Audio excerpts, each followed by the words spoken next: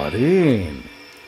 আজকে মনে হয় এত বৃষ্টিতে কেউ আর আসবে না। এক কাপ চা করতো। এক কাপ না দু কাপ চা করতে হবে দাদু? ওই দেখো, দাদা বাবু আসছে।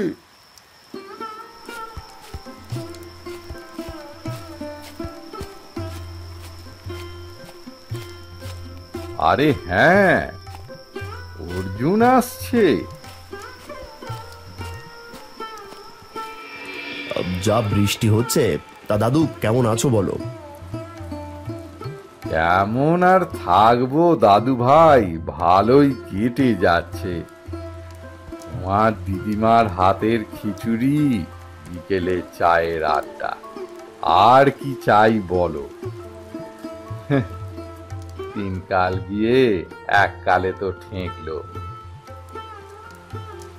হরেন্দা, চা বসিয়ে দাও। দাদু, আজকে একটা ভয়ঙ্কর ভূতের গল্প বলো। ভয়ঙ্কর ভূতের গল্প? গল্প না দাদু ভাই, ঘটে যাওয়া অভিজ্ঞতা। আমি ভেবেছিলাম তুমি আজকে আর আসবে না, একটু পরেই হয়তো বাড়ি চলে যাব।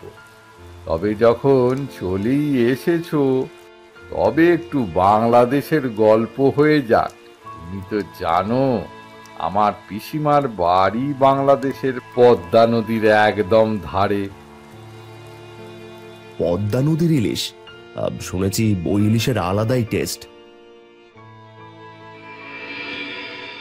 একদম না, একদম না। ইলিশ মাছ সব জায়গায় একই রকম খেতে। পদ্মা নদীতে বেশি পরিমাণে ইলিশ পাওয়া যায়,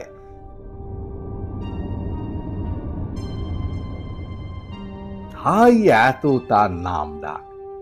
এবার শোনো গল্পটা মন দিয়ে।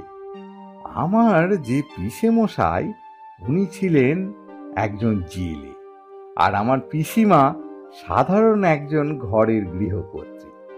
তবে সবে মাত্র আমার পিসিমার বিয়ে হয়ে ওই বাড়িতে গেছে। দুদিন পর হঠাৎ আমার পিসে মশাই মাছ ধরতে গেলেন পদ্মা নদীতে। নদী থেকে মাছ ধরে যখন ফিরছেন পিসে মশাই, তখন তিনি একটা অদ্ভুত পচা গন্ধ নাকে পেলেন। এমন গন্ধ কেন? এরকম পচা গন্ধ তো আগে পাইনি। ঠিক এমন সময় পিসে মশাই লক্ষ্য করলেন পাশে থাকা একটা বড় গাছ থেকে খুব জোরে জোরে কেউ যেন দুলছে, আর সেদিক থেকেই ভেসে আসছে ওই পচা গন্ধটা। ভয়ে ভয়ে তাকালেন পিসে মশাই। পিসে মশাই দেখলেন গাছ থেকে উল্টো হয়ে ঝুলছে এক ভয়ঙ্কর চেহারার মানব। সে আবার খিলখিল করে হাসছে।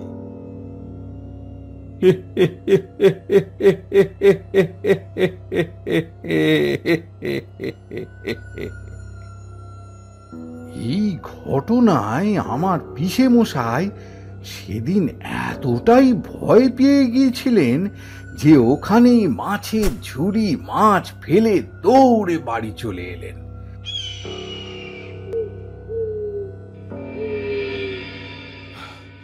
কি গো, কি হয়েছে?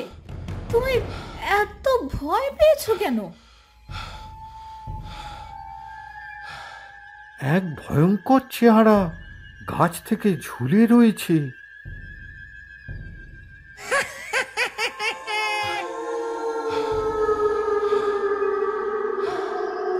তবে পিসে মশাই আর কিছু বলতে পারলেন না। ঘরে ঢুকে ঘরের জানলার দিকে তাকিয়ে দেখেন সেই ভয়ঙ্কর মানুষটা খিলখিল করে হাসছে।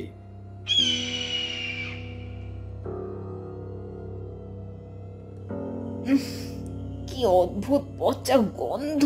ইস, বাড়ির বাইরে কি পচেছে বলো তো? এই বলে আমার পিসিমা সবে ঘরের বাইরে যেতে যাবেন, একদম না, বাড়ির বাইরে যেও না। এমন সময় সেই অদ্ভুত দেখতে মানুষটা দরজা দিয়ে ভেতরে ঢুকে চলে এসছে। কি ভয়ঙ্কর তার চেহারা, হাতে তার আবার একটা মাছ। ও বাবা গো, হে কে? এদিকে আমার পিসিমা তো এসব দেখে জ্ঞান হারালে। সেদিন সারা রাত আমার পিসে মশাই ঘুমোতে আর পারলেন না। সারা দিনটা ঘরের আশেপাশে কারুর চলাচলের শব্দ, হাসির শব্দ আর পচা কটু গন্ধ পাওয়া গেল।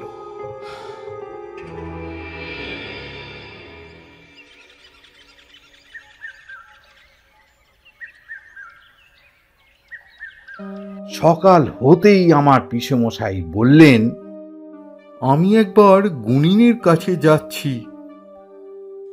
সেটাই ভালো। তুমি যা দেখেছো আর আমি যা দেখেছি, এটা কোনো সাধারণ মানুষ হতেই পারে না। আর আর তারপরে সারা রাত যা হলো।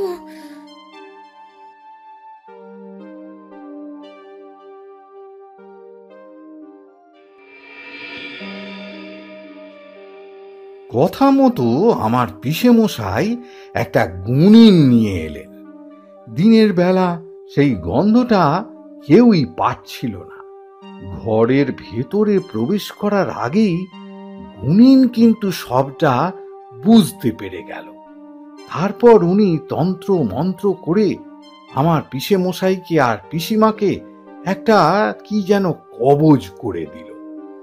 ঘরের আশেপাশে ভালো করে শুদ্ধিকরণ করে, সত্যি কথা বলতে তারপর থেকে পিসেমশাই আর পিসিমা কখনোই সেই অদ্ভুত দর্শন দেখতে মানুষটাকে আর দেখতে পাননি। ব্যাটা ভূত কিরকম দেখো, বিনা পয়সায় কতগুলো পদ্মার ইলিশ খেয়ে নিল, আর আমরা কত দাম দিয়ে খাই বলো তো দাদু?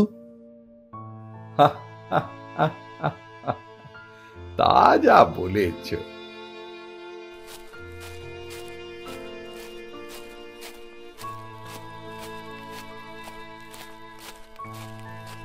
কি রে, মাথায় করে ঝুড়িতে কি নিয়ে বেরিয়েছিস এত বৃষ্টির মধ্যে? বাবু, টাটকা ইলিশ আছে বাবু। আরে আজকে ভাগ্যটা খুব ভালো তো, ইলিশ মাছের কথা বলতে বলতে একদম ইলিশ মাছই এসে হাজির। সত্যি কথা বলতে আমারও আজকে ইলিশ মাছ খেতে খুব ইচ্ছে করছিল। তাহলে মাছটা নিয়ে নিন। তুমি আমার সাথে আমার বাড়ি চলো, আমি তো টাকা নিয়ে বেরোইনি। আচ্ছা, কিন্তু আমি তো টাকা নিয়ে বেরোইনি রে। তুমি একটা কাজ করো, আগে আমার বাড়ি চলো, তারপর ওদের বাড়ি যাবে। চলো চলো, বৃষ্টিটা একটু কমেছে, চলো চলো ভাই, আমার সাথে আমার বাড়ি চলো। আজকে আমরা ইলিশ মাছ নিয়েই কথা বলছিলাম। জানি তো, পদ্মার ইলিশ নিয়েই কথা বলছিলেন। তুমি কি করে জানলে ভাই? আমি সব জানি। কি করে জানলে? আড়াল থেকে শুনছিলে? না। দুজনেই কথা বলতে বলতে চলে আসে মহেশ দাদুর বাড়ির কাছে। দাদু মাছ কিনে টাকা ধরিয়ে দেয় মাছওয়ালার হাতে। হাতে স্পর্শ হতেই মহেশ দাদু চমকে ওঠে। হাত দুটো বীভৎস রকমের ঠান্ডা।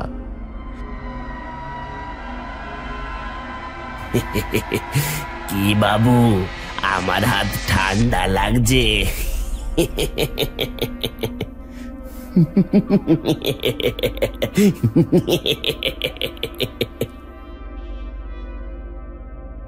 মহেশবাবু সেই দেখে ভয়ে দরজা লাগিয়ে দেয়।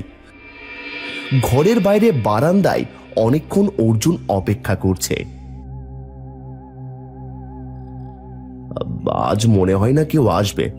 যাই, ঘরের ভিতর ঢুকে যাই, বাইরে যা বৃষ্টি পড়ছে।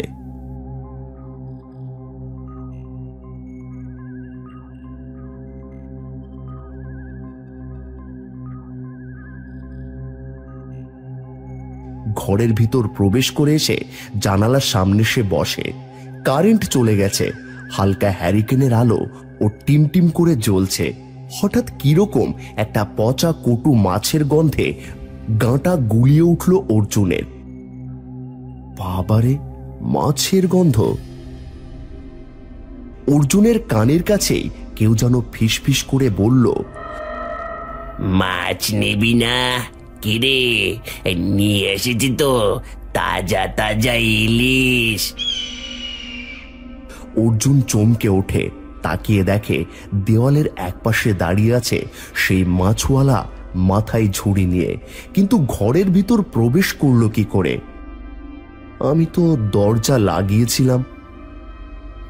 মাছ নিবি না? কিরে, নিয়ে এসেছি তো তাজা তাজা ইলিশ। নিয়ে নে, এই দুটো মাছই পড়ে আছে, তোরা নিয়ে নে। টাকাটা দে, তাড়াতাড়ি আমাকে টাকা দে, আবার ঘরে গিয়ে টাকাটা দিতে হবে। কোকের শরীর খুব অসুস্থ। আস্তে আস্তে মাছালা মাছের ঝুড়ি নিয়ে এগিয়ে আসে অর্জুনের দিকে। অর্জুন তাকে দেখে ভয়ে চমকে ওঠে। এ কাকে দেখছে? গোটা শরীর সাদা ফ্যাকাশে, চোখগুলো পুরো সাদা, মাথায় ঝুড়ি হাতে দুটো ইলিশ এগিয়ে আসছে। ঘরে ঢুকলে কি করে? আমাদের কোথাও প্রবেশ করতে হলে আমরা যখন ইচ্ছে করতে পারি। দুটো মাছ ধর আর টাকাটা দে, তাড়াতাড়ি টাকাটা দে দেখি। কুকিটার যে বড্ড জ্বর, ডাক্তার দেখাতে নিয়ে যেতে হবে। অর্জুন ভয়ে ভয়ে তাকিয়ে থাকে মাছওয়ালার দিকে। অবশেষে জ্ঞান হারিয়ে লুটিয়ে পড়ে।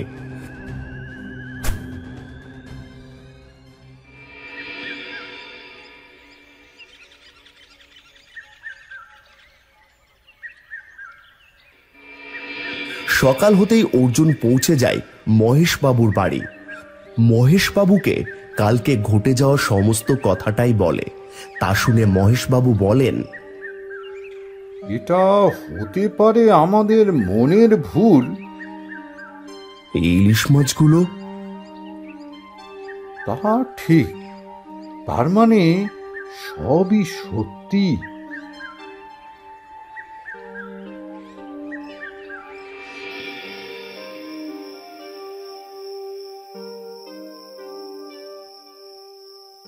সেই দিন রাতের বেলায় আবারও অর্জুনের বাড়িতে ঘটে এক বিপদ।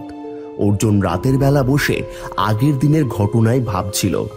এমন সময় পেছন দিক থেকে হঠাৎ শুনতে পাই সেই চেনা কণ্ঠ। ফিসফিস করে আবার বলছে, আজকেও ইলিশ মাছ নিয়ে এসেছি, নিবি না ইলিশ মাছ? কে তুমি? এইভাবে প্রত্যেক দিন এসে ইলিশ মাছ দিচ্ছ? টাকার দরকার। আজকে কোনো মাছ নেব না, চলে যাও এখান থেকে। ইলিশ মাছ খেতে তো ভালোবাসিস, কেন নিবি না ইলিশ মাছ?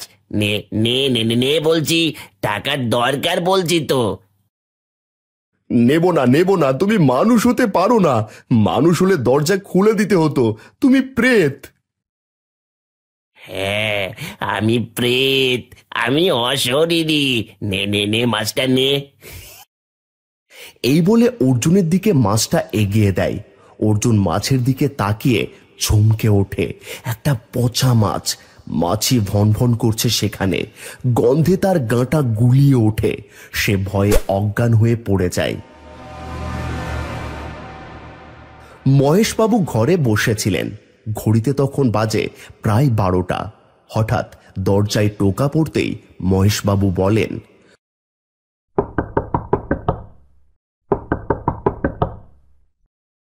কে কে? দরজা খুলুন বাবু, বড় বিপদ। আপনি তো বিপদে পড়লে মানুষজনদের সাহায্য করেন, দরজা খুলুন।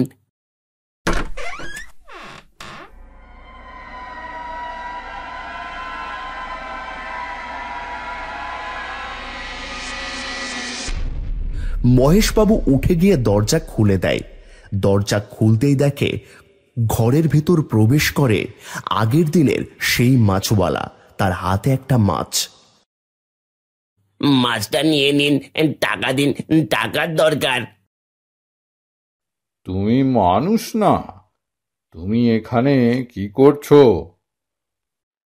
বড় বিপদ, আমার খুকির বড় বিপদ। কে খুকি? আমার মেয়ে বাবু, তার খুব জ্বর, দেখাতে হবে। টাকাটা দিন, আমাকে টাকা দিন। মহেশবাবুর দিকে মাছওয়ালা হাত বাড়িয়ে দেয়। মহেশবাবুর তা দেখে ভীষণ ভয় হয়। এই নাও। কাঁপা কাঁপা হাতে মহেশবাবু তাকে 500 টাকার একটা নোট দিয়ে দেয়। মহেশবাবু দেখেন টাকাটা নিয়ে আস্তে আস্তে অদৃশ্য হয়ে যাচ্ছে মাছওয়ালা। মহেশবাবু বুঝতে পারেন সে একটা প্রেতের কবলে পড়েছে। কিন্তু এ কেমন প্রেত, এসে শুধু টাকা চাই।